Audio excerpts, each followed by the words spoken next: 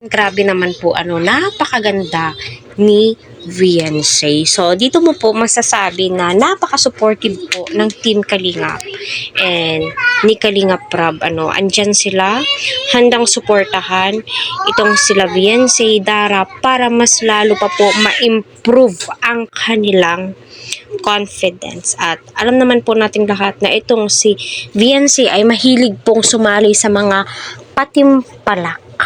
Kaya go Viancy kung saan ka masaya, kung ano sa tingin mo ang magpapaboost sa iyong confident, why not? Kasi andyan naman po ang Team Kalingap na handang gumabay, tumulong para sa inyo.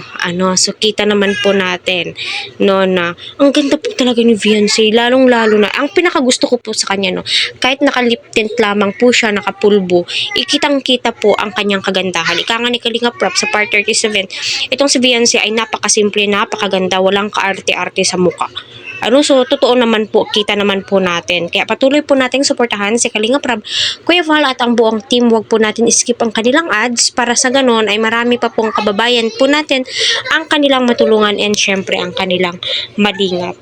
So kita po natin kung gaano kagaling rumampa itong si Viancy. Kaya nga po sumasali siya sa mga liga ng barangay. So it means si Viancy ay kilalang kilala na po sa mga barangay ng Pambuan, kasi pagkakaalam ko purok at may mga sentro-sentro po yan sila. Correct me if I'm wrong po, kasi dito sa amin Barangay Santri, Purok 1, Purok 2, 'di ba may mga ganon. So kilalang kilala na po ito, at kita naman po natin napakaganda po ni Viancy, lalong-lalo na kapag naka-crop top po siya at naka-pantalon. Ay naku, my God, napakatangkad po niya. Ika nga po nila, hindi po magkalayo ang edad ni Edo at saka ni Viancy, kasi medyo matured daw po itong si Viancy, which is kita naman po natin, totoo naman po, pero wala naman pong masama doon, para sa ganon, kapag naisipan na po ni Viancy na ito na po yung perfect time, why not, 'di ba? Kaya go.